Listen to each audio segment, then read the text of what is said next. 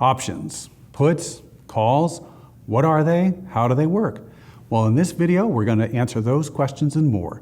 We're going to share with you how you can use puts to build a portfolio with unlimited growth potential with very limited downside risk.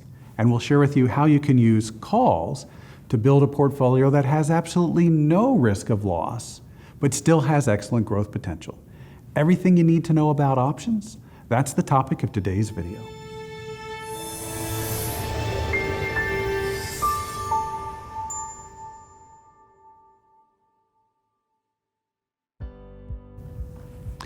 So options. What is an option? An option is an agreement between two parties where one party pays some money and the other party provides some type of guarantee or some type of agreement. Now, the party that pays the money, they are buying the option. They are opening the option by buying. The party that is providing the option, they are selling the option to open or to start, and they are providing some type of guarantee. Now, with options, there's two basic types. There's the put option and there's the call option. We'll talk about the call option first. A call option is simply the right to buy at a prearranged price. So a call option would be, well, let's say that you're investigating a piece of real estate. It's a large tract of land and you have a vision on something great that could happen with this property. But you don't want to buy the property and go through all of the zoning procedures to find out that you can't do what you were hoping to do with the property. But you also don't want to spend all the time and effort figuring out whether or not the zoning would work to then lose the property and not have it. So in a situation like that, you would purchase a call option. You would pay a small amount of money today to lock in a pre-agreed price at this time for now and into the future. It's a very, very common technique in the real estate world, and it's actually how our current president, Donald J. Trump, made his fortunes in real estate by assembling lots of small lots into one large lot that he could then redevelop. So options are a very useful tool, especially call options in the real estate world, but they can also be used to great success in the financial world. One of the best ways to use options is to buy options on an index. An index is simply a collection of stocks that have something in common. The most popular index is the S&P 500 index. It's the 500 largest stocks making up the American economy. And when you purchase the S&P 500 index, you're actually purchasing ownership in all 500 companies' shares of stocks. So you have all of the growth potential that goes into that. But you also have all of the loss potential that goes into that as well. So call options can actually be used to build a portfolio in which you have growth potential with no loss potential. How's this done? Well, think of it like this. Let's say that you have $100,000 and you have access to a very safe investment that will produce, let's say, 3% in interest. You deposit this $100,000 into an account earning 3%. You then use that 3% to buy the call options on the S&P 500. The end result is you have a portfolio that even if the stock market goes down to zero, yes, you'll lose the money that you used to pay for the call option, but you will not lose any of your principal because none of your principal was at risk in the market. So you still have your $100,000 a year from now. But if the stock market goes up in value, you've locked in that lower price to be able to buy the S&P 500. You can then buy it at a discounted price and have that profit of being able to resell it at the current market price. You actually are buying the profits of the S&P 500 if there are any. So then your $100,000 is something more than $100,000 because of the appreciation of the option, of the call option. Now at this point you might be saying, Matt, well, why wouldn't I just take that $3,000 in your example and invest directly in the S&P 500? Well, because you only have a very small percentage of your portfolio in the market being able to earn returns. Your $3,000, if you just put it in the stock market in the S&P 500, maybe it'll be $3,200 or $3,300 a year from now. That's only $200 or $300 in growth on the portfolio. That's not very good. But by buying a call option, you're basically gambling on whether or not the market's going to go up. Think about it like this. If you're betting on a horse, you're not winning 5% or 10%. You're having your money double, triple, quadruple, or go up fivefold, depending upon what the odds are. Well, that's the type of relationship you're entering into with the S&P 500 when you buy call options on the S&P 500. So that way, the $3,000 that gets used to buy the call option, it doubles, triples, quadruples, could even go up fivefold. In other words, by having a portfolio where the core is safe, but the interest is gambled in the market, gambled using the call options, you can have a portfolio where worst case scenario, maybe you make 0%, your 100,000 stays level. But best case scenario, your $3,000 could double, triple, quadruple, go up fivefold. Your 100,000 could become 115,000 a year later. What's wonderful about this is every year can then start over fresh. I think one of the best ways to share this concept is to tell a story about a man who, well, I'm not going to say he had a gambling problem, but he had an interesting way of looking at things. He would take the interest every month that had been credited in the bank on the bank accounts, withdraw it, and take it to Penn National Racetrack. At Penn National Racetrack, he would then bet on the horses. He was a very disciplined gambler, though.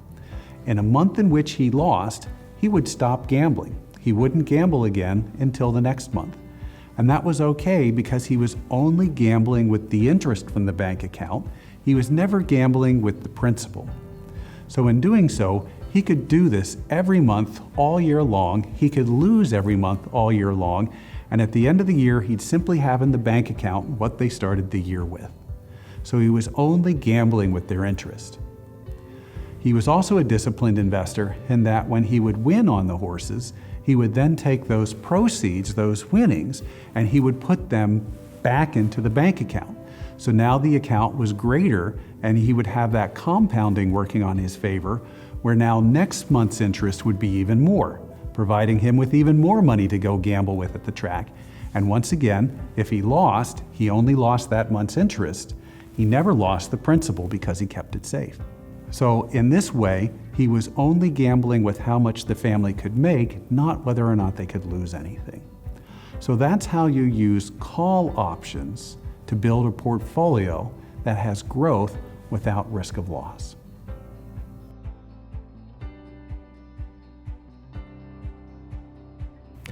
Not very many financial advisors use options in their portfolios, and even fewer individuals do.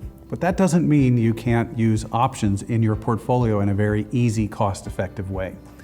The industry has come out with a couple of different types of products that will put your money in something safe and interest-bearing, and then use the interest for the growth by investing those call options that we were just talking about. These types of accounts are known as equity-linked notes, stock market certificates of deposit, or equity indexed annuities. They all work basically the same way, in which the only risk that you're taking on is how much the account will grow, not whether or not the account will lose anything. This is of particular appeal when something like the 2000, 2008, or 2020 type of crashes come along. Your portfolio is protected where you wake up tomorrow with every penny that you went to bed with tonight. You don't suffer any losses when the market goes down. So in this way, using an equity-linked note or a stock market certificate of deposit or an equity indexed annuity, you're able to get that growth without the risk of loss.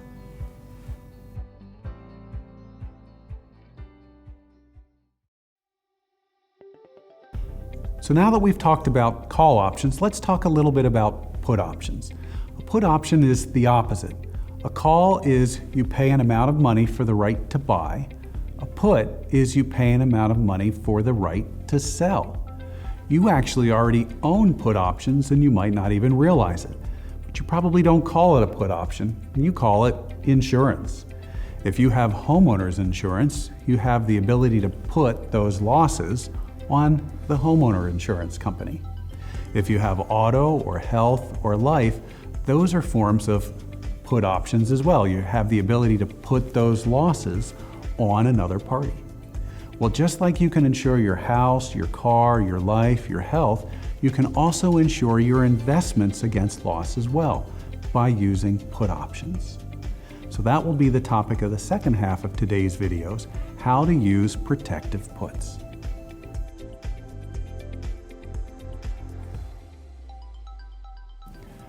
I'm going to use the S&P 500's index fund as an example here, but this can be done on pretty much any of the major index funds.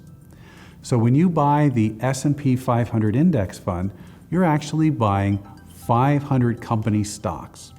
Now, we love it when those stocks go up in value, and we're hoping they will, and that's the reason why we make the investment. But we're also worried about the market going down in value. And we don't like it when the market goes down, especially like in year 2000, 2008, and most recently with the coronavirus in 2020, the market can take large drops very quickly. So how do you protect yourself in that type of situation? Well, by using the protective put.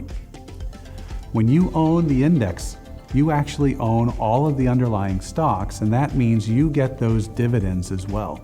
The dividends, it's kind of like the interest that the stock produces. You can use those dividends to buy the protective put, to buy the right to force somebody else to pay for your stuff at some point in the future based on today's prices. So let me use an example here. The S&P 500 index might be at 3,000, and the index fund would then be at 300. It's off by a factor of 10, so that we're not confused as to whether we're talking about the index or the index fund.